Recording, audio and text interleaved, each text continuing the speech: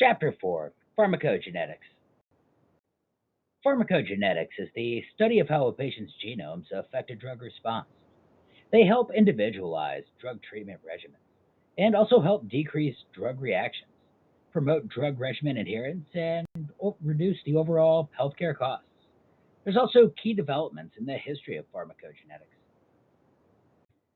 For clinical uses, patients who benefit most from pharmacogenetics are taking multiple prescription drugs, those not responding to current therapy, those having adverse drug reactions, and those taking black box warning drugs.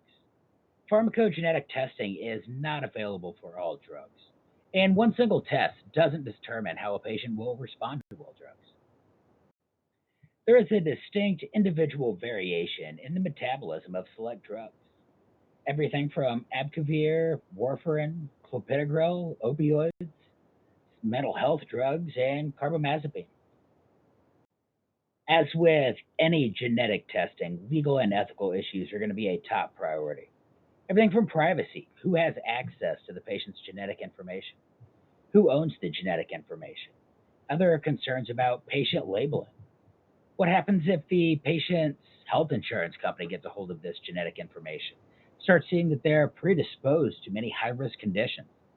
Is this going to have adverse effect on their coverage? Is that health insurance company going to keep them on? It also raises questions of autonomy, having the patient consent to or refuse genetic testing. The patient also may change their mind about testing at any time. And we also want to consider justice at all times and the equal and fair treatment of all patients.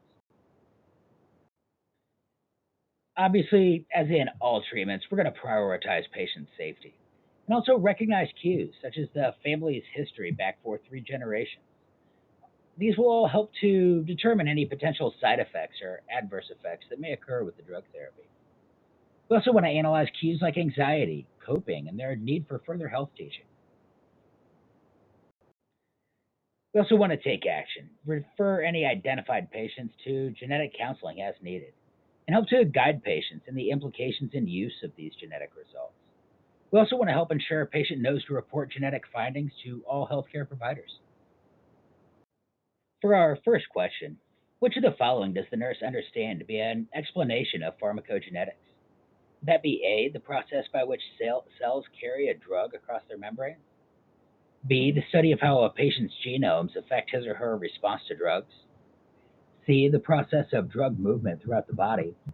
Or D, the study of the effect of drugs on the patient? And that answer is going to be B, the study of how a patient's genomes affect his or her response to drugs. For question 2, which of the following does the nurse know to be true for the patient taking warfarin? That be A, it can treat atrial fibrillation. B, it is recommended for colon cancer. C, it has a narrow therapeutic range. D, it is used to treat venous thromboembolisms. Or E, it is known to lead to the development of potentially fatal multi-organ hypertension. And that answer is going to be A, C, and D. A, it can treat atrial fibrillation, because as we'll talk about later in our cardiac modules, while the ventricles are pumping, fine, the atria are just kind of quivering on top of the heart, and this allows the blood to pool up in the atria, not flow right. And while it's pooling, it can form a clot on the very top, and this leads to a major danger of that clot moving forward and lodging somewhere within the body. Everything from the coronaries to an MI, in the lungs in the form of a PE, or even into the brain in the form of a stroke. It also has a very narrow therapeutic range. So we want to make sure that this patient is getting their levels tested regularly. And finally, it's also used to treat venous thromboembolism. Because again, just like with AFib, warfarin is what's called a blood thinner. It does not break down a clot. It just prevents clots from forming. Which of the following are appropriate nursing actions regarding pharmacogenetic safety of the patient? That be A, refer identified patients to genetic counseling as needed. B, guide patients in the implications and uses of genetic results. C, explain to the patient the many side effects that can be controlled or eliminated.